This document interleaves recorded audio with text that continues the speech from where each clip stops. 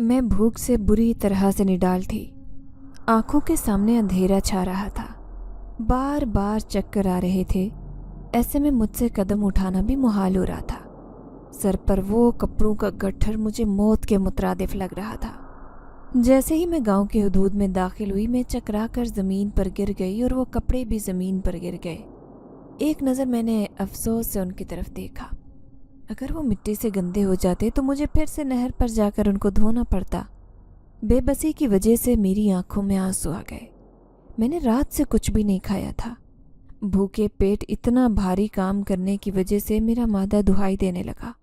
मैं बमुश्किल अपनी जगह से उठी और एक नज़र मैंने कपड़ों की तरफ डाली। अब इस मुसीबत को कैसे दोबारा अपने सर पर सवार कर दूं? मगर इसके अलावा कोई चारा भी नहीं था। चंद कदम उठाकर मैं आगे गई तो मेरी नज़र ढाबे पर पड़ी। गांव में छोटा सा बाजार था जिसमें इक्का दुक्का दुकानें थी जहाँ से ज़रूरत का सामान भी मिल जाता, और ये ढाबा भी बाजार की शुरुआत में था। यहाँ पर रोटी और चने का सालन मिलता, कभी कभार गोश्त भी यहाँ से मिल जाता। उस ढाबे की भी अलग सी कहानी थी। उस ढाबे को चलाने वाला नौजवान एक अजनबी शख्स था जो मुसाफिर की हैसियत से उस गांव में आया था। उसके बारे में कोई नहीं जानता था वो कौन है, कहाँ से आया है। मगर गांव में आकर उसने खामोशी से एक जगह पर अपने रहने के लिए छोटी सी झोंपड़ी लगा ली और फिर ये ढाबा भी खोल लिया। शुरू में तो लोग उसके ढाबे पर नहीं जाते। गांव में ज़्यादातर गरीब गुरबा लोग थे जो दिहाड़ी में अपना गुजारा बमुश्किल चला रहे थे। ऐसे में उस ढाबे पर जाकर खाने की अयाशी का मुतहम्मिल कोई भी नहीं हो सकता था। मगर फिर उस नौजवान ने रोटी और सालन की कीमत बहुत ज़्यादा मुनासिब कर दी जो गांव के लोग आसानी से ख़रीद सकते थे। थोड़े ही अरसे में वो ढाबे वाला पूरे गांव में मशहूर हो गया क्योंकि उसके हाथ में बहुत जायका था। हर कोई उसके बनाए हुए खाने और उसकी पकाई हुई रोटी की बहुत तारीफ़ करता। आसपास के इलाकों में भी वो बहुत मशहूर हो गया। हर वक्त उसके ढाबे पर रश लगा रहता। मैं भी कई बार वहाँ से गुजरती तो खाने की इश्तहा अंगेज़ खुशबुएं मेरे नथनों से मेरी सांसों में उतर जाती और मैं चाहने के बावजूद वहाँ से खामोशी से गुजर जाती, क्योंकि ना तो मेरे पास पैसे होते थे और ना ही मैं इतने मर्दों के हुजूम में जा सकती थी। आज जब मैं वहाँ से गुजरने लगी तो वहाँ पर रश बिल्कुल भी नहीं था और ढाबे वाला भी कहीं नज़र नहीं आ रहा था, मगर खाने की इश्तहा अंगेज़ खुशबू साफ महसूस हो रही थी। मैं वहाँ से एक साइड पर कपड़े रखे आहिस्ता आहिस्ता कदम उठाते ढाबे की तरफ आने लगी। मेरे दिल में ये ख्याल था कि मैं यहाँ से चुपके से खाने के लिए कुछ ले लूँगी और फरार हो जाऊँगी। मेरा ज़मीर मुझे इस बात पर मुलामत भी कर रहा था। एक हाफिज़े कुरान लड़की थी मैं, चोरी चकारी और झूठ बोलने की सज़ाओं के बारे में अच्छे तरीके से जानती थी, मगर क्या करती कि पेट की आग ही ऐसी थी जो मुझे ये काम करने पर उकसा रही थी। जानती थी कि मेरी सज़ा का वक्त आज शाम तक जारी रहेगा, शाम के बाद ही मुझे कुछ खाने को मिलेगा। मगर उस वक्त जो मेरी हालत हो रही थी, अगर मुझे अभी खाना ना मिलता तो मैं भूख से मर जाती। गो कि उस ज़िंदगी से मौत बेहतर थी, मगर मुझे यूं तड़प तड़प कर मरना भी गवारा नहीं था। मैं जानती थी कि मैं अपनी ज़िंदगी की बका की जंग लड़ रही हूँ। अपने हक़ के लिए बोलना है। आज नहीं तो कल मेरे भी अच्छे वक्त आएंगे। मुझे अल्लाह की ज़ात पर यकीन था। दिल ही दिल में शर्मिंदा भी थी कि अगर मैं ये काम करते हुए पकड़ी गई तो क्या होगा। यहाँ पर कोई भी नहीं देख रहा, यही सोचकर मैं उस ढाबे के अंदर दाखिल हो गई। मोहतात नज़रों से इधर उधर देखा, कोई भी वहाँ पर मौजूद नहीं था। मैंने 2 रोटियाँ उठाकर अपने दुपट्टे में लपेट ली और दिल ही दिल में तौबा इस्तग़फ़ार भी कर रही थी। उस गुनाह के लिए अल्लाह से माफ़ी मांग रही थी। और अब मैं दिल में सूरह जिन का विर्द कर रही थी, क्योंकि अब मैं जंगल में जाकर ये रोटियाँ खाने वाली थी और उस जंगल के बारे में तरह तरह की बातें मशहूर थी। जंगल आसेब ज़दा था और मैं जब भी उस जंगल से गुजरती तो मेरी ज़ुबान पर हमेशा सूरह जिन का विर्द होता। जैसे ही मैं ढाबे से चंद कदम आगे बढ़ी तो अचानक से मेरी आंखों के सामने अंधेरा छा गया। मैं मुंह के बल ज़मीन पर गिर गई और फिर अचानक से, मेरा नाम हफ्सा है। मैं अपनी माँ के साथ इस दुनिया में एक दुख भरी ज़िंदगी गुजारने के लिए पैदा की गई हूँ। यकीनन आपको मेरी बात सुनकर मुझ पर गुस्सा आएगा कि मैं किस कदर नाशुक्री लड़की हूँ जो अपनी कहानी की शुरुआत ही ऐसे अल्फाज से कर रही हूँ, लेकिन اگر آپ میری پوری کہانی سنیں گے تو آپ کو بھی میری حالت پر رنج ہونے لگے گا۔ میں جب پیدا ہوئی تو میرے ددیال والوں نے میری ماں کو یہ کہہ کر گھر سے نکال دیا کہ ہمارے خاندان میں تو پہلوتی کی اولاد بیٹا پیدا ہوتا ہے، مگر تم نے بیٹی پیدا کر کے ہماری روایات کو توڑ دیا ہے۔ میرے ددیال والے جاہل لوگ تھے جو علم کی روشنی سے بے بہرا تھے۔ میرے والد بھی اپنی والدہ اور بہنوں کی ہی مانتے تھے۔ وہ یہ سمجھنے سے آ رہی تھی کہ اولاد اللہ دیتا ہے، بیٹا بیٹی پیدا کرنا تو رب کی دین ہے، مگر وہ اس سب میں میری ماں کو ہی قصوروار سمجھ رہے تھے اور میرے ساتھ ساتھ مجھے بھی گھر سے نکال دیا، یہ سوچے سمجھے بغیر کہ میں ان کا اپنا خون تھی۔ میری ماں روتے دھوتے ننیال میں آ گئی اور نانا نانی بھی میری ماں کا غم سہار نہیں سکے۔ یک کے بعد دیگرے دونوں اس دنیا سے رخصت ہو گئے تھے اور نانا نانی کے بعد دونوں مامیوں نے بھی آنکھیں ماتھے پر رکھ لی تھی۔ ان کے لیے میری اور میری ماں کی ذات کسی اضافی بوجھ جیسی تھی جو جلد سے جلد ہم لوگوں سے جان چھڑوانا چاہتے تھے۔ مامی اٹھتے بیٹھتے خرچوں کا رونا روتی، امی ان کے ماتھے کے بل دور کرنے کے لیے سارا دن کولہوں کے بیل کی طرح گھر کے کاموں میں جتی رہتی، مگر مامیوں کے ماتھے کے بل نہیں درست ہوتے تھے۔ نہ جانے کیوں ان کے دل ہم دونوں سے اس قدر تنگ پڑ گئے تھے۔ جو میں ہوش سنبھالتی گئی مجھے احساس ہوا کہ مجھ سے کوئی بھی محبت نہیں کرتا۔ میری ماں کے علاوہ سب لوگ ہی مجھ سے خار کھاتے تھے۔ میری ماں بھی جوان تھی اور شادی کے 1 سال بعد ہی انہیں طلاق ہو گئی۔ ایسے میں ماموں مامیاں سب اٹھتے بیٹھتے یہی کہتے کہ امی کی دوسری شادی کر دی جائے، اس طرح سے ہم دونوں سے ان کی جان چھوٹ سکتی ہے۔ انہوں نے امی کے منع کرنے کے باوجود پھر سے رشتے دیکھنا شروع کر دیے تھے، مگر جو بھی رشتہ آتا وہ مجھے ساتھ رکھنے سے انکار کر دیتا اور بالآخر ایک ایسے شخص سے امی کی شادی ہو گئی جو پہلے سے 2 بچوں کا باپ تھا۔ اس دن امی بہت زیادہ روئی تھی۔ انہوں نے مجھے اپنے ساتھ خوب بھینچ بھینچ کر پیار کیا، جیسے وہ مجھے آخری بار پیار کر رہی ہوں۔ امی کی دوسری شادی کے بعد وہ رات پہلی بار میں نے اکیلے اس چھوٹے سے اسٹور نما کمرے میں گزاری۔ پوری رات میں روتی رہی اور پھر آنے والے دنوں میں مجھ پر یہ انکشاف ہوا کہ اب میں نے ساری زندگی ایسے ہی گزارنی ہے۔ میرے سوتیلے باپ کو امی کا یہاں پر زیادہ آنا جانا پسند نہیں تھا اور مامیاں بھی اس بات کو پسند نہیں کرتی تھی۔ امی کے بعد تو مامیوں نے مجھے نوکرانی ہی بنا لیا۔ بہت بچپن سے ہی مجھ پر گھر کی ذمہ داریاں ڈال دی گئی۔ میں روتے دھوتے ان ذمہ داریوں کو پورا کرنے لگی۔ امی نے ماموں سے ایک ہی بات کی التجا کی تھی کہ میری بیٹی کو بھلے اسکول نہ بھیجو مگر اسے درس میں ضرور بھیجنا، اسے قرآن کی تعلیم ضرور دلوانا، اسے اچھے برے کی تمیز ہو، وہ صحیح غلط میں فرق جان سکے۔ اور ماموں لوگوں نے امی کی اس بات کو مان لیا تھا۔ گو کہ انہوں نے مجھے اسکول پڑھنے کے لیے نہیں بھیجا کیونکہ گھر کے کاموں کے لیے انہیں مفت کی ملازمہ مل گئی تھی، مگر انہوں نے مجھے درس میں جانے کی اجازت دے دی۔ میرے دن کا وقت بہت اچھا گزرتا جو میں درس میں باجی کے پاس گزارتی۔ بہت جلدی میں نے قرآن سیکھ لیا تھا اور پھر حفظ کرنا بھی شروع کر دیا۔ امی اپنے گھر میں خوش تھی، مگر جب وہ مجھے اس حالت میں دیکھتی تو کڑتی رہتی اور واپس روتے ہوئے جاتی، مگر وہ اس بات پر بھی خوش تھی کہ میں قرآن پاک کی تعلیم کے زیور سے آراستہ ہو گئی تھی۔ وقت گزرنے کے ساتھ دونوں ماموں کی آمدنی میں بھی اضافہ ہو گیا۔ دونوں کے بچے مجھ سے چھوٹے تھے اور دونوں کے ہی بہترین اسکولوں میں پڑھتے تھے۔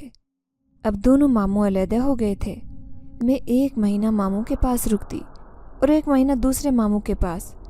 یوں میری زندگی کی گاڑی چلتی جا رہی تھی۔ چھوٹے ماموں کی 3 ہی بیٹیاں تھیں، مگر ان کے ذاتی کام بھی مجھے ہی سر انجام دینے پڑتے۔ ذرا سی بات پر مامی مجھے سزا دیتی، مجھے روئی کی طرح دھنگ کر رکھ دیتے، میرا کھانا پینا بند کر دیتی۔ بھوک سے نڈھال ہو کر میرے لیے گھر کے کام سر انجام دینا بہت مشکل ہوتا، لیکن اگر میں اس سے انکار کرتی تو مامی اور بھی زیادہ غصے میں آ جاتی۔ کل بھی معمولی سی بات پر مامی نے میرا کھانا پینا بند کر دیا۔ دوپہر سے ہی انہوں نے خود کھانا کھانے کے بعد کچن کو تالا لگا دیا اور میرے لاکھ معافی مانگنے کے بعد بھی انہوں نے کچن کا دروازہ نہیں کھولا۔ ہوا یہ تھا کہ ان کی بڑی بیٹی ثنا کو دیکھنے کے لیے کچھ لوگ آئے تھے۔ ثنا کا رنگ دبتا ہوا تھا، قد بھی چھوٹا تھا اور وہ مجھ سے عمر میں 2 سال چھوٹی تھی، مگر مامی کو اس کی شادی کی بہت فکر ستا رہی تھی۔ ایک کے بعد ایک وہ اس کے لیے رشتے دیکھ رہی تھی، مگر جو کوئی بھی اسے دیکھتا واپس پلٹ کر نہیں آتا تھا۔ اس دن بھی اسے دیکھنے کے لیے کچھ لوگ آ رہے تھے۔ मामी बहुत पुरुमीद थी कि अब की बार सना की बात पक्की हो जाएगी और वो लोग उसे ब्याह करके ले जाएंगे। इसीलिए उन्होंने मुझे सख्ती से मना कर दिया कि मैं मेहमानों के सामने नहीं आऊँगी। मगर मैं उनकी इस हिदायत को भूल गई थी और चाय लेकर जब ड्राइंग रूम में गई तो तब उन लोगों ने सना की बजाय मुझे पसंद कर लिया और मामी से मुझे जल्दी रुखसत करवाने पर जोर देने लगे। मामी ने तो उनके सामने कुछ नहीं कहा, मगर उनके जाने के बाद मुझे उन्होंने बहुत मारा और मेरा खाना पीना भी बंद कर दिया। दूसरे दिन तमाम कपड़े और बिस्तर की चादरें और पर्दे उतार कर मुझे नहर पर धोने के लिए भेज दिया। भूखे पेट इतना सारा काम करना आसान नहीं था। जब भी मैं चोरी जैसा काम करने पर तैयार हो गई, अचानक से मुझे ठोकर लगी और मैं ज़मीन पर गिर गई। आंखों के सामने अंधेरा छा गया। सर उठाकर देखा तो बुरी तरह से बौखला गई, क्योंकि वो ढाबे वाला मेरे सामने खड़ा था और आंखों में गुस्सा लिए मुझे देख रहा था। कहाँ भाग रही हो तुम? और ये जो तुम कर रही हो, जानती हो ये कितना बड़ा गुनाह है? मैंने शर्मिंदगी से सर झुका लिया। ये तो मैं भी जानती थी कि ये बहुत बड़ा गुनाह था, मगर मैं क्या करती कि अपनी भूख मिटाने के अलावा मेरे पास कोई रास्ता ही नहीं था। मैंने अपनी सफाई में कुछ बोलने की कोशिश की तो वो कहने लगा कि मैं तुमसे सफाई में कुछ भी सुनना नहीं चाहता। तुमने जो किया है वो गुनाह है और गुनाह को सही साबित करने के लिए कोई दलील भी काबिल कबूल नहीं होती। मेरी आंखों से आंसू बहने लगे। ये सब तो मैं भी जानती थी, मगर भूख के आगे मैं हार मान गई थी। और ये बात वो नौजवान कभी नहीं समझ सकता था, जो खुद पेट भरकर खाना खाता, और वो किसी भूखे पेट की तकलीफ कैसे समझ सकता था। मुझे सर झुकाए देखकर कहने लगा, मेरे साथ आओ। मुझे लगा था कि वो मेरे घर जाकर मेरी शिकायत लगाएगा, सब लोगों को बताएगा कि मैंने क्या किया है, और फिर मुझे सबके सामने शर्मिंदगी उठानी पड़ेगी। मामी तो पहले ही मुझे बेइज्जत करने का कोई मौका हाथ से नहीं जाने देती थी। अगर उन्हें ये बात मालूम हो गई तो वो मुझे ताने दे देकर मार देंगी। और उनकी बेटियां, ये सोच कर ही मुझे झुरझुरी आ गई। मगर वो नौजवान मुझे लेकर सीधा ढाबे पर आ गया। मेरे सामने खाना रखा और कहने लगा, तुम सैर होकर खाना खा लो, मैं तुमसे बाद में बात करता हूँ। खाने से बहुत इश्तहा अंगेज खुशबू आ रही थी। मैं खाने पर टूट पड़ी। खूब सैर होकर मैंने खाना खाया और फिर वहाँ से उठने लगी तो उसने मेरा हाथ पकड़ लिया। तुम यहाँ से ऐसे नहीं जा सकती। मैंने आंखों में खौफ समूह कर उसे देखा। उसकी निगाहों में अनदेखे जज्बे नजर आ रहे थे, जो न जाने कैसे पैगाम मुझ तक पहुँचा रहे थे। मेरा हाथ उसके हाथ में जलने लगा। मैंने अपना हाथ उसकी गिरफ्त से छुड़वाने की बहुत कोशिश की, मगर उसकी गिरफ्त मजबूत थी। मैं रो देने को गई। मेरा हाथ छोड़ो, कोई देख लेगा। वो अपनी जगह से उठ खड़ा हुआ और इंतहाई मेरे करीब आकर खड़ा हो गया। मेरे दिल की धड़कन बेतरतीब होने लगी। आज तक मैं कभी किसी नौजवान के इतना करीब नहीं हुई थी और ना ही कभी किसी ने मुझे ऐसी नज़र से देखा था। मुझे अपने चेहरे को छुपाने का ख्याल आया। जैसे ही मैंने चेहरे पर नकाब करने के लिए हाथ बढ़ाया तो उसने मेरा दूसरा हाथ भी थाम लिया। मैं बेबसी से उसकी तरफ देखती जा रही थी। मुझे ऐसा महसूस होने लगा जैसे उस नौजवान ने मेरे साथ ये नेकी बगैर किसी मकसद के नहीं की है। वो ज़रूर मुझसे अपना कोई काम निकलवाना चाहता है, और वो काम कैसा हो सकता है, ये सोचकर ही मुझे अजीब खौफ महसूस हो रहा था। देखो, मुझे जाने दो, मैं ऐसी वैसी लड़की नहीं हूँ। मैं इल्तिजाइया अंदाज में उससे बोली तो वो चौंक कर मुझे देखने लगा। उसके चेहरे पर पथरीले तासुरात छा गए और वो सख्त बरहम नजर आने लगा। एक झटके से उसने मेरे दोनों हाथ झटक दिए। क्या कहना चाहती हो तुम? क्या सोच रही हो? तुमने मुझे इतना गिरा हुआ समझा है कि मैं तुमसे फ़ायदा उठाने की कोशिश करूँगा? वो एकदम गुस्से में आ गया। मैं बौखला गई। चली जाओ यहाँ से। उसका ये कहना ही था कि मैं फ़ौरन तेज़ी से बाहर निकली। कपड़ों का गट्ठर उठाकर मैंने सर पर रखा। अब मेरे कदमों की रफ्तार तेज़ थी और मुझे अपने जिस्म में अजीब सी तवानाई भी दौड़ते हुए महसूस हो रही थी। खाना खाने से पहले जो कमज़ोरी मुझे महसूस हो रही थी, अब उसका शायबा तक नहीं रहा। बार बार उस लड़के का गुस्से भरा चेहरा मेरी आंखों के सामने आ रहा था। अभी तक मुझे अपना हाथ जलता हुआ महसूस हो रहा था। मैं जब घर आई तो घर में शोर की आवाज़ सुनाई दे रही थी। ऐसे लग रहा था जैसे मेहमान आए बैठे हों। मुझे देखकर सना से छोटी अलीना मुझे बाजू से पकड़कर कमरे में ले गई। कहने लगी, अब तुम इस कमरे से बाहर नहीं निकल सकती जब तक मैं दरवाज़ा ना खोलूं। मैं हैरान परेशान रह गई कि अलीना ने ऐसा क्यों किया था, मगर इतना तो मुझे अंदाज़ा हो गया था कि यकीनन आज फिर कोई लोग सना को देखने के लिए आए थे और मामी ये नहीं चाहती थी कि मैं उन लोगों के सामने आऊं। मैं बहुत ज़्यादा थकी हुई थी, लंबी तान कर सो गई। एक तरह से मैंने भी शुक्र अदा किया था कि मुझे आराम करने का मौका मिल गया, वरना तो मुझे रात को ही लेटने के लिए चारपाई नसीब होती। अगले कई दिन बाद घर में जैसे हंगामे जाग उठे। सना की शादी तय हो गई थी। उन लोगों ने सना को पसंद कर लिया था और मामी जल्द से जल्द उसकी शादी करना चाहती थी। ख़ानदान की औरतें मामी से दबे लफ्ज़ों में कह रही थी कि मैं सना से 2 साल बड़ी हूँ, उसूलन मेरा रिश्ता पहले होना चाहिए था। और मामी ज़बरदस्ती मुस्कुराकर सब लोगों को तावीलें दे रही थी कि जब हफ्सा का नसीब होगा तो उसकी भी हो जाएगी। खुदा खुदा करके सना की शादी का दिन भी आन पहुंचा। हमेशा की तरह मामी ने कंजूसी का मुजाहिरा करते हुए मुझे सस्ता सा सूट दिलवा दिया। मुझे इस सब से कोई फ़र्क नहीं पड़ता था। मैं इस बात पर खुश थी कि मामी के अताब का निशाना बनने से मेरी ज़ात बच गई थी। उन दिनों वो बहुत खुश थी और मेरी तरफ से ज़्यादातर गाफिल ही रहती। मामी के रवैये के अलावा मेरी ज़िंदगी के मामूलात वैसे ही थे जैसे शुरू से थे। मेरी रिहाइश का अभी भी छोटे से स्टोर नुमा कमरे में थी जिसमें कोई खिड़की नहीं थी। एक पंखा लगा हुआ था जो गड़गड़ की आवाज़ के साथ चलता था। वो हवा तो बहुत कम देता था, मगर अपने शोर की वजह से मेरे सर में दर्द कर देता था। उस दिन भर काम करने के बाद जब मैं कमरे में सोने के लिए आई तो कमरा गोया तंदूर की मानिंद चल रहा था। बार बार बिस्तर पर मैं करवटें बदल रही थी, मगर नींद मेरी आंखों से कोसों दूर थी। तंग आकर मैं कमरे से बाहर आ गई। सहन में आकर बैठी तो यहाँ फ़िज़ा कमरे की निस्बत बहुत बेहतर थी। ठंडी ठंडी हवा से मुझे नींद आने लगी। मैं सहन में पड़ी हुई चारपाई पर लेटकर वहीं पर सो गई जब अचानक से एक अजीब से एहसास से मेरी आँख खुली। मुझे अपना गाल जलता हुआ महसूस हो रहा था। यकदम मैं आंखें खोलकर बैठ गई। मैंने अपने ऊपर एक साया झुका हुआ देखा। अंधेरा होने की वजह से मैं वो चेहरा नहीं देख पाई। मेरे मुंह से चीख निकलने लगी थी जब उसने मेरे मुंह पर हाथ रख दिया और मेरे कान में सरगोशी करते हुए कहने लगा कि मैं यहाँ पर तुम्हें देखने के लिए, तुमसे मिलने के लिए आया हूँ। शोर मत करो वरना सब लोग जाग जाएंगे और तुम्हारे लिए मुसीबत खड़ी हो जाएगी। ये आवाज़ मुझे सुनी सुनी सी लग रही थी, मगर ये याद नहीं आ रहा था कि आवाज़ मैंने कहाँ सुनी थी। मेरी आंखें खौफ से फटी की फटी रह गई। अब मैंने दुपट्टा पूरे वजूद पर फैला लिया था। मैंने खुद को उसकी गिरफ्त से आज़ाद करवाने की कोशिश की, मगर उसमें नाकाम रही। काफ़ी देर तक यही सूरत हाल रही। फिर वो एकदम से अपनी जगह से उठा और दरवाजे की तरफ चलने लगा। मैं बुरी तरह से डर गई। न जाने वो कौन था। भागकर मैं कमरे में आ गई। दरवाज़ा अंदर से अच्छी तरह से बंद कर दिया।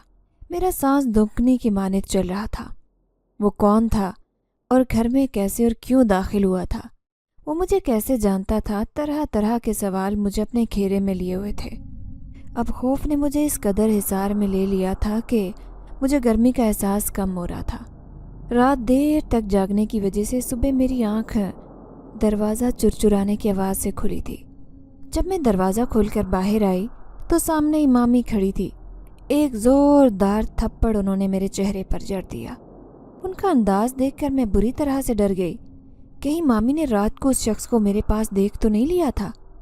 अगर ऐसा हो जाता तो मेरी ज़िंदगी में मुसीबत का नया दरवा हो जाता। दिन चढ़ आया है, तुम अब तक सो रही हो? तुम्हें अंदाज़ा है कि घर के सारे काम पड़े हैं, ये काम कौन करेगा? मैं अपने गाल पर हाथ रखकर आंसू बमुश्किल जब्त करती किचन में आ गई थी। जल्दी जल्दी मैंने नाश्ता बनाया और उसके बाद बाकी घर के काम निपटाने लगी। तभी मामी कहने लगी कि पानी की मोटर नहीं चल रही और कपड़े भी सारे धुलने वाले पड़े हैं। तुम ऐसा करो, नहर पर जाकर कपड़े धो लो। दोपहर का 1 बज रहा था। मामी की बात सुनकर मैं परेशान हो गई कि शाम हो जाएगी मुझे नहर पर और मैं इतना काम कैसे करूँगी। मामी से मैंने कह दिया कि आप इकरा को मेरे साथ भेज दो, मेरे लिए अकेले इतना काम करना मुमकिन नहीं है। मगर हमेशा की तरह वो गुस्से से ऊंचा ऊंचा बोलने लगी। उनकी बातों का मफ़हूम ये था कि उनकी बेटियां ये काम करने के लिए पैदा नहीं हुई। चूँकि वो लोग मुझे खिलाते हैं, उन्होंने मुझ पर एहसान किया है और ये काम करना मुझ पर फ़र्ज़ है। मैं फिर रोते धोते वो कपड़े उठाकर नहर पर आ गई।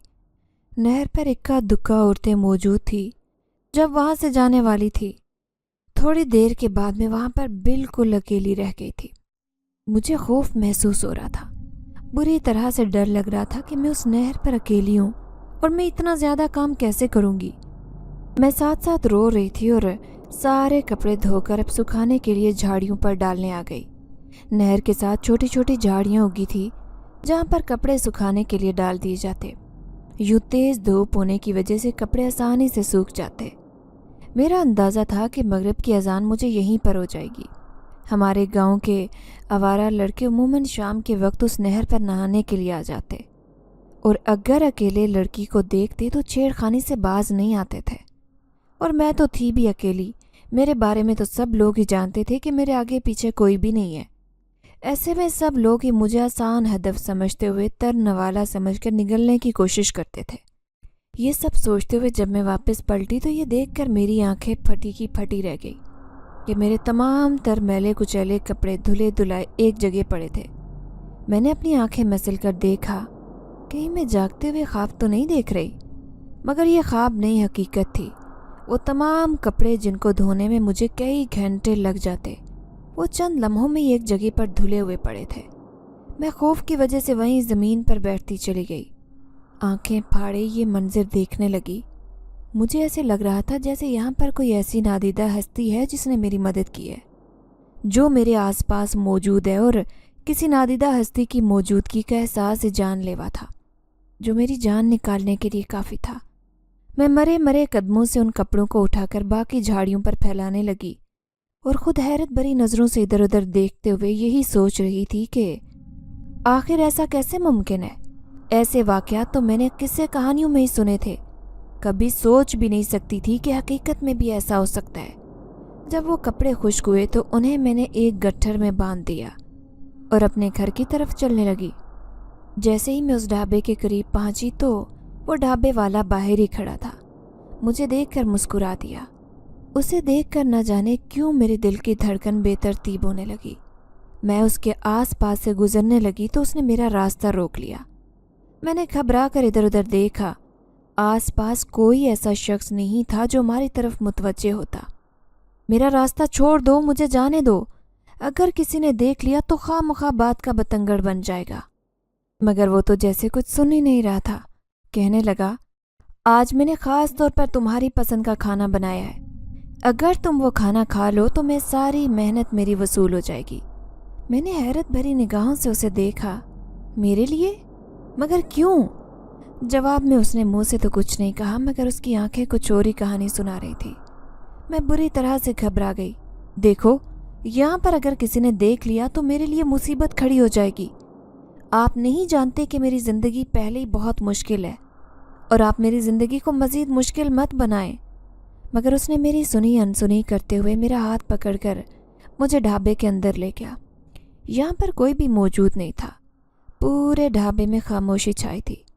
फिर उसने मेरे सामने कोरमे का सालन लाकर रखा तो मेरी आंखें हैरत से फटी की फटी रह गई। इसे कैसे मालूम हुआ कि मुझे मुर्गे का कोरमा बहुत पसंद था, मगर वो मुझे खाने के लिए कम कम ही नसीब होता। ऐसा नहीं था कि मामू के घर अच्छा खाना नहीं पकता था। मामू की आमदनी भी बहुत अच्छी खासी थी, मगर अम्मी मेरे लिए हमेशा अलग से दाल और साग का सालन बचा कर रखती। उन्हें लगता कि मेरा अच्छा खाने अच्छा पहनने पर कोई हक नहीं। जबकि मैंने अपने लिए उस नौजवान की इतनी मोहब्बत देखी तो मेरी आंखें नम हो गई। आज तक किसने मेरा भला इतना ख्याल किया था? किसने भला मेरे लिए इतना सोचा था? मैं जल्दी से वो खाना खाने लगी और वो मोहब्बत भरी निगाहों से मुझे देखता रहा।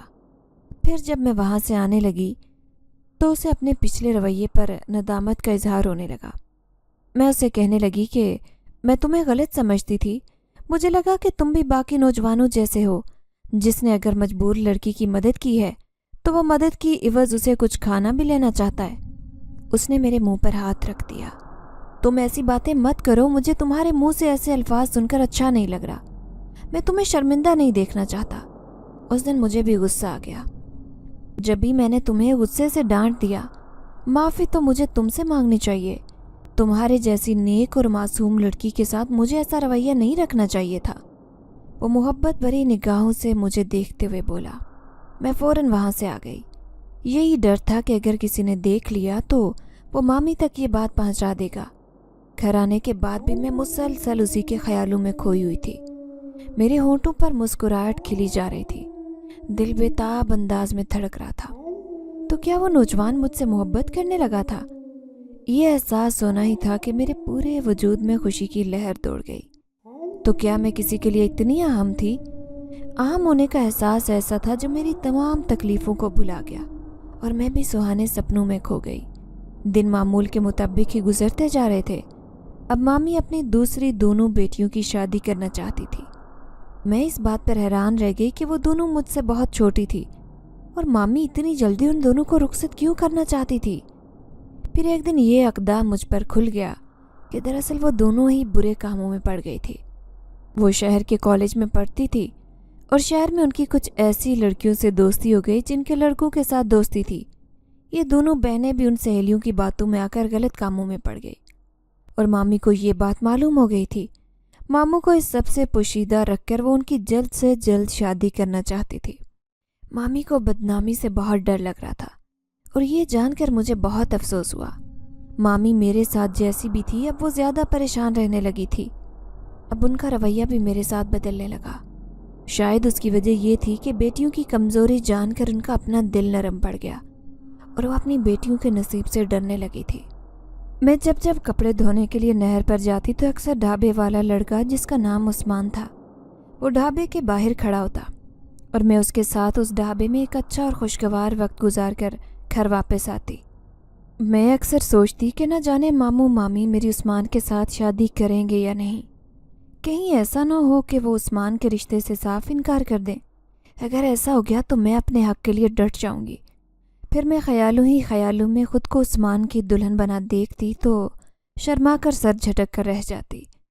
उस दिन जब मैं नहर पर जाने लगी तो उस्मान नहर के पास ही खड़ा था। ऐसे लग रहा था जैसे वो किसी का इंतज़ार कर रहा हो। मुझे देखकर बेताबी से मेरी तरफ बढ़ा और कहने लगा, मैं तुम्हारे साथ कुछ ज़रूरी बातें करना चाहता हूँ।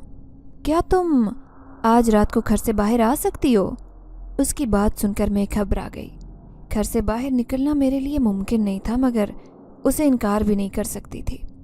न जाने ऐसी ज़रूरी क्या बात थी जो उसने मुझसे करनी थी। वो बहुत परेशान लग रहा था। ठीक है, मैं पूरी कोशिश करूँगी। एक तरफ से औरतें आती दिखाई दी तो उस्मान वहाँ से चला गया। बाकी का वक्त मैंने यही सोचकर गुजारा कि न जाने उस्मान मुझसे ऐसी कौन सी ज़रूरी बात कर रहा है। और फिर रात को सबके लिए खाना बनाने के बाद मैं अपने कमरे में आ गई। मैं सब लोगों के सोने का इंतज़ार करने लगी थी। पहली बार मैं यूं घर से चोरी छुपे निकल रही थी। मेरा दिल एक अनजाने खौफ से बुरी तरह धड़क रहा था। अगर किसी को ये बात मालूम हो जाती तो वो मेरे लिए बहुत बड़ी मुसीबत खड़ी हो सकती थी। मगर मेरे दिल में उस्मान के लिए जो जज्बात मचल रहे थे, उसे देखने को, उससे बात करने को मैं जिस कदर बेकरार हो रही थी, उसके लिए मैं सारे ख़तरे को मोल ले सकती थी। आधी रात के करीब मैं अपनी जगह से उठी और आहिस्तगी से दरवाज़ा खोलकर एक तरफ चलने लगी। उस्मान ने मुझे रात को ही अपने ढाबे पर बुलाया था। दूर से मुझे ढाबे की रोशनी आन नज़र आ रही थी। मैं चलते चलते जब ढाबे पर आई तो वह बेकरारी से टहलते हुए मेरा ही इंतज़ार कर रहा था। मुझे देखकर उसने मुझे एक कुर्सी पर बिठा दिया और ख़ुद मेरे सामने बैठकर यूं मुझे बेकरारी से देखने लगा जैसे वो मुझे आखिरी बार देख रहा हो। मुझे उसके यूं देखने से झिझक महसूस हो रही थी। काफ़ी देर तक जब उसकी महवियत टूटने में ना आई तो मैंने खुद ही खामोशी के उस वक्फे को तोड़ा। आपने मुझसे ऐसी कौन सी बात करनी है जो आपने मुझे यहाँ बुलाया है? मेरी आवाज़ सुनकर वो भी होश की दुनिया में वापस आया। मेरा हाथ थाम कर कहने लगा कि मैं यहाँ से जा रहा हूँ, नहीं जानता कि कब वापस आऊँ, इसलिए तुम्हें जी भर कर देखना चाहता हूँ। उसकी बात सुनकर मैं बुरी तरह बौखला गई। अपना हाथ उसके हाथों से छुड़वा लिया। क्या मतलब, कहाँ जा रहे हो? वो मेरी नज़रें चुराकर आसमान की वसतों में देखने लगा, फिर कहने लगा, मुझे बहुत ज़रूरी काम आन पड़ा है। मैं नहीं जानता कि कितने वक्त यहाँ पर नहीं आ सकूँगा। बस मैं तुमसे कहना चाहता हूँ कि अपना ख्याल रखना। तुम्हें किसी से डरने की कोई ज़रूरत नहीं। मैं हमेशा तुम्हारे साथ रहूँगा, हमेशा तुम्हारा ख्याल रखूँगा। یہ کہہ کر اس نے میرے ہاتھ میں ایک چھوٹی سی انگوٹھی ڈال دی اور کہنے لگا، ہمیشہ اسے اپنے پاس رکھنا، یہ تمہیں ہمیشہ میری موجودگی کا احساس دلائے گی۔ میں یہ سن کر پریشان ہو گئی تھی کہ نہ جانے وہ کہاں جا رہا ہے اور کتنے وقت تک واپس آئے گا۔ وہ کچھ بتانے پر بھی تیار نہیں تھا۔ کہنے لگا، میرے ماں باپ کو میری ضرورت ہے اور میں ان کے پاس ہی جا رہا ہوں۔ تم میرے لیے دعا کرنا کہ خدا مجھے میرے مقصد میں کامیاب کرے۔ میں پوری کوشش کروں گا کہ جلد واپس لوٹ سکوں۔ اور دل میں ہزاروں خدشات لے کر میں گھر واپس آئی تو یہ دیکھ کر میرے پاؤں کے نیچے سے زمین نکل گئی کہ جیسے ہی میں گھر میں داخل ہوئی تو سامنے اقرا چھت سے اتر رہی تھی۔ نہ جانے وہ اس وقت چھت پر کیا کرنے گئی تھی، مگر جب اس نے مجھے دروازے سے باہر سے آتے دیکھا تو بری طرح سے حیران رہ گئی اور زور زور سے چلانے لگی، تم آوارہ لڑکی، سب کی نظروں میں اپنا نیک ہونے کا ڈھونگ رچا رکھا ہے تم نے۔ میرے ماں باپ کو اپنی معصومیت کے جھانسے میں پھنسا رکھا ہے اور انہوں نے بھی تمہیں کھلی چھوٹ دے رکھی ہے۔ وہ نہیں جانتے کہ تم کہاں جاتی ہو۔ آدھی آدھی رات کو تم گھر سے باہر چلی جاتی ہو۔ اب میں سب لوگوں کو تمہاری اصلیت بتاؤں گی تاکہ انہیں جو ہم دونوں پر شک ہے ان کا یہ شک دور ہو سکے، انہیں معلوم ہو سکے کہ دراصل ہم بہنیں غلط نہیں بلکہ تم غلط ہو۔ اور نہ جانے مجھ سے کس بات کا انتقام لے رہی تھی۔ اس کی بات سن کر سب لوگ کمرے سے باہر آ گئے۔ یہ دیکھ کر میں بری طرح سے گھبرا گئی اور بھاگتے ہوئے کمرے میں گئی۔ اب باہر سے اقرا کے بری طرح سے چلانے کی آوازیں آ رہی تھی۔ وہ بہت زیادہ خوفزدہ لگ رہی تھی، ایسے لگ رہا تھا جیسے اس نے کوئی بھوت دیکھ لیا ہو۔ مامی اس کے پاس آئی، کیا ہوا اقرا، تم کیوں اس طرح سے چلا رہی ہو؟ مامی کی آواز صاف سنائی دے رہی تھی اور وہ بھوت بھوت کہتے ہوئے ان سے لپٹ گئی۔ وہ اس کو ساتھ لے کر اپنے کمرے میں چلی گئی اور میرا خوف کے مارے برا حال تھا۔ مجھے لگ رہا تھا کہ ابھی وہ لوگ میرے کمرے میں بھی آ جائیں گے اور مجھے دھکے دے کر گھر سے باہر نکالیں گے، مجھ پر طرح طرح کے الزامات کی بوچھاڑ کر دیں گے، مگر ایسا نہیں ہوا۔ پوری رات میں طرح طرح کے وسوسوں میں کھوئی رہی اور صبح جب اٹھی تو مامی کا معمول کا رویہ دیکھ کر میں حیران رہ گئی۔ انہوں نے مجھ سے کسی بارے میں کوئی سوال نہیں کیا اور پھر شام کے لیے مجھے معلوم ہوا کہ مامی اقرا کو کسی عامل کے پاس دم درود کروانے لے کر جا رہی ہیں۔ اقرا ڈر گئی تھی اور پھر ثنا کی زبانی مجھے معلوم ہوا کہ رات کو اقرا نے میرے روپ میں کسی کو باہر سے آتے دیکھا اور پھر وہ ایک خوفناک مخلوق میں بدل گئی۔ یہ دیکھ کر اقرا بری طرح سے ڈر گئی۔ ثنا کی بات سن کر میں حیران رہ گئی، اقرا نے بھلا جھوٹ کیوں بولا تھا؟ یقیناً اس کا اس بات سے کوئی مفاد وابستہ تھا، وہ مجھ سے کوئی بات منوانا چاہتی تھی۔ جب بھی اس نے سب کے سامنے تو میرا پردہ رکھ لیا، مگر در حقیقت وہ شاید مجھے کسی بات کے لیے بلیک میل کرنا چاہتی تھی۔ یہ سوچ کر میں ڈر گئی کہ نہ جانے وہ کون سی بات ہے جو مجھ سے منوانا چاہتی ہے، مگر اقرا کا انداز دیکھ کر ایسے لگ رہا تھا جیسے اس نے سچ مچ میں کوئی بھوت دیکھ لیا ہو۔ وہ بہت خوفزدہ رہنے لگی۔ پھر شام کے وقت اس نے گھر سے باہر نکلنا، چھت پر جانا ہی چھوڑ دیا۔ جہاں پر مامی کو اس بات پر اطمینان تھا، وہ اس کے چھت پر جانے سے غصہ کرتی تھی۔ اب ان کو یہ فکر تو دور ہو گئی، مگر یہ بھی خدشہ تھا کہ اگر سچ میں اس کے ساتھ کوئی جن بھوت چمٹ گیا تو اس کی زندگی مشکل بن جائے گی۔ تبھی وہ اقرا اور ثنا کی جلد سے جلد شادی کر کے انہیں رخصت کر دینا چاہتی تھی۔ مامی کا رویہ میرے ساتھ یکسر تبدیل ہو گیا۔ اب وہ بہت نرم رویے میں مجھے مخاطب کرتی اور کئی بار انہوں نے مجھ سے اپنے رویے کی معافی مانگی تھی۔ کہنے لگی کہ یہ سب میں نے اپنے غرور اور تکبر میں اندھی ہو کر کیا۔ بڑی بھابھی کی دیکھا دیکھی تمہیں بھی اس گھر کی ملازمہ سمجھنے لگی، یہ سوچے سمجھے بغیر کہ تمہارے ساتھ جو کچھ ہوا اس میں تمہاری کوئی غلطی نہیں ہے، مگر میں بھابھی کی باتوں میں آ کر تم پر بھی ظلم ڈھانے لگی، مجھے معاف کر دو۔ ان کا یہ رویہ دیکھ کر میں ان کے ساتھ لپٹ گئی۔ میرے دل میں ان کے لیے جو بھی گلے شکوے تھے وہ دور ہو گئے۔ اب مامی نے اقرا اور ثنا کے ساتھ میرے بھی رشتے دیکھنا شروع کر دیے۔ جب مجھے یہ بات معلوم ہوئی تو میرے پاؤں کے نیچے سے زمین نکل گئی۔ میں عثمان کے علاوہ کسی سے شادی کرنے کے بارے میں سوچ بھی نہیں سکتی تھی۔ میں ڈر گئی تھی کہ گھر والوں کو اس بارے میں کیسے بتاؤں۔ دوسری طرف مجھے عثمان کے واپس آنے کا بھی انتظار تھا۔ کئی دن اسی طرح بیت گئے۔ میں اس بات پر شکر کر رہی تھی کہ مامی کو ابھی تک میرے لیے کوئی معقول رشتہ نہیں ملا تھا۔ ثنا اور اقرا کو انہوں نے ایک اچھی جگہ پر رشتہ طے کر دیا۔ اب وہ میرے لیے پریشان ہو رہی تھی۔ اکثر وہ امی کو فون کر کے مجھ سے بات کرواتی، جبکہ اس سے پہلے اکا دکا جب بھی امی کا فون آتا तो मामी मुझसे उनसे बात नहीं करवाती थी। वो ज़्यादा बिल आने का रोना रोने लगी और मैं उनके खौफ की वजह से अम्मी से ज़्यादा देर तक बात नहीं कर सकती थी। और अब मैं उनकी इस बदले हुए रवैये की वजह से अपनी माँ से दिल की बातें करने लगी। वो तमाम हसरतें, बातें जो मेरे दिल में कैद थी और मैं कभी अपनी माँ से करना चाहती थी, जब मैं वो सारी बातें अम्मी से करती तो वो मेरी बातें सुनकर आंसू बहाने लगी। मैं बहुत शर्मिंदा हूँ, मेरे होते हुए भी तुम माँ की मोहब्बत से महरूम रही, मगर मैं क्या करूँ कि मैं मजबूर हूँ। तुम जानती हो कि मेरा शौहर न जाने क्यों तुमसे नफरत करता है, वो तुम्हारा वजूद भी गवारा नहीं करता। मैं जानती थी कि मेरी माँ मजबूर है, जब भी तो मैंने उससे कोई गिला शिकवा नहीं किया था। और फिर उस दिन कितने दिन बाद जब मैंने ढाबा खोला तो देखा, मैं बेकरारी से उसके अंदर दाखिल हो गई, मगर वहाँ पर काफ़ी सारे लोग मौजूद थे। जब भी मैं खामोशी से वहाँ से पलटकर आगे आ गई थी, जहाँ पर मुझे ये इत्मीनान था कि उस्मान वापस आ गया है, वहाँ इस बात की बेचैनी थी कि मैं उसे ये बात कैसे बताऊँ, मगर उसे ये सब बताने की नौबत ही नहीं आई। अचानक से मेरा रिश्ता एक बहुत अच्छे घर से आ गया और मामू मामी ने मुझसे पूछे बगैर वहाँ पर मेरा रिश्ता तय कर दिया। ये सुनकर मैं बुरी तरह से परेशान हो गई कि मैं क्या करूँ। और फिर मेरे घर से निकलने पर भी पाबंदी लग गई। उन लोगों को शादी की बहुत जल्दी थी। वो 2 हफ्ते में ही मुझे रुखसत करवा कर अपने घर ले जाना चाहते थे। 2 हफ्ते बाद ही मैं रुखसत होकर ससुराल आ गई। नए रिश्ते में बनने की मुझे बिल्कुल कोई खुशी नहीं थी, क्योंकि इस दिल पर तो किसी और का राज था और उसी की हुकूमत थी। अब मैं किसी और की ज़िंदगी में पूरी रजामंदी से कैसे शामिल हो सकती थी। यूं ही दिन बीतते जा रहे थे। मेरे ससुराल वाले बहुत अच्छे थे।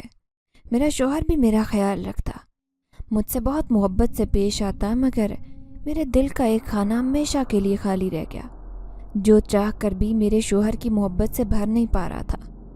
दिन तो यूं ही बीतते जा रहे थे और फिर एक दिन मेरी उस्मान से मुलाकात हो गई।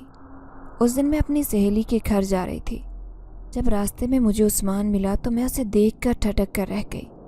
वो यकीनन मुझसे मेरी बेवफाई का गिला करता या मुझे बुरा भला कहता कि मैंने उसका इंतज़ार नहीं किया और किसी और से शादी रचा ली, मगर उसने ऐसी कोई बात नहीं की। मुस्कुराकर मुझे शादी की मुबारकबाद दी, नेक ज़िंदगी शुरू करने की दुआ दी और फिर अपने रास्ते पर हो लिया। मैं कितनी देर तक हैरत से गंग उसे देखती रही। मुझे उसके रवैये पर सख्त गुस्सा आया। इसका मतलब ये था कि वो मुझसे शादी नहीं करना चाहता था, वो मुझसे मोहब्बत नहीं करता था। ये सोचकर गुस्से की एक लहर मेरे वजूद में दौड़ने लगी। मैंने फैसला कर लिया कि आज मैं उससे 2 टोक बात करूंगी। उसे इस बात का एहसास दिलाऊंगी कि उसने मेरा दिल तोड़कर अच्छा नहीं किया। अगर वो अपने माँ बाप को मेरे रिश्ते के लिए लेकर आता तो मैं इस शादी से इनकार कर देती, मगर अब मैं किसी और की ज़िंदगी में शामिल होकर भी उसकी नहीं हो पा रही और इसमें सारा कसूर उस्मान का ही था। जब मैं सहेली के घर से वापस आई तो खिलाफ़े मामूल ढाबे पर रश बिल्कुल नहीं था। ढाबे को खाली देखकर जब मैं उसमें दाखिल हुई तो उस्मान मुझे देखकर यूं मुस्कुराया जैसे वो मेरे ही आने की उम्मीद कर रहा हो। तब मेरे मुंह में जो आया उससे बोलती गई। उसे उसके धोखे देने पर बुरा भला कहा। वो खामोशी से ये सब सुनता रहा। फिर अफसरदगी से कहने लगा कि तुम जानती हो तुम्हें हासिल करना मेरी ज़िंदगी की सबसे बड़ी ख्वाहिश थी, मगर हम दोनों में एक बहुत बड़ा फ़र्क है। हम दोनों अलग अलग दुनियाओं के बासी हैं। हम दोनों कभी भी एक नहीं हो सकते थे। चाहे मैं जितनी भी कोशिश कर लूँ मैं तुम्हें कभी नहीं अपना सकता। उसकी बात सुनकर मैं हैरान रह गई। क्या मतलब? तुमने मुझे जो कुछ बताया था वो मेरे पाँव के नीचे से ज़मीन निकालने के लिए काफ़ी था। मेरे चेहरे पर छाई हैरत और आंखों में फैली बेयकीनी देखकर वो कहने लगा, मैं सच कह रहा हूँ, मैं एक जिनजाद और मैं चाह कर भी तुम्हें नहीं अपना सकता था। यहाँ पर सिर्फ तुम्हारे लिए रह सकता था, मगर अब जब तुम यहाँ नहीं हो तो मेरा यहाँ रुकने का कोई जवाज़ नहीं बनता। ये कहकर वो अपनी जगह से गायब हो गया और मैं खौफजदा सी भागते हुए अपने घर आई थी। कितने दिन तक मैं इस एहसास से बाहर नहीं निकल पाई थी कि मैं एक जिन से मिलती रही, एक जिन से मोहब्बत करती रही, एक जिन इंसानों की तरह हम लोगों के बीच रहता रहा और हम उसकी हकीकत से लाइल्म थे। मैंने आहिस्ता आहिस्ता खुद को अपनी ज़िंदगी में मशगूल करना शुरू कर दिया। काफ़ी वक्त के बाद दोबारा जब उस ढाबे के पास से गुजरी तो तब मैंने देखा कि वो ढाबा अब वहाँ मौजूद नहीं था, बल्कि अब वो एक टूटे फूटे मकान की सूरत में था। آس پاس سے معلوم ہوا کہ عثمان تو اسی دن یہ ڈھابہ چھوڑ کر چلا گیا تھا، اور یہ اسی دن کا ذکر تھا جب میں آخری بار اس سے ملی تھی۔ عثمان یہاں پر کیوں رہ رہا تھا؟ اس نے یہاں پر اپنا ڈھابہ کیوں کھول رکھا تھا؟ کیا وہ میرے لیے یہاں پر رہ رہا تھا؟ آج میں اپنی زندگی جی رہی ہوں۔ آج بھی وہ انگوٹھی میرے پاس ہے جو اس کی یاد دلاتی ہے۔ میرے دل کا ایک کونا آج بھی خالی ہے۔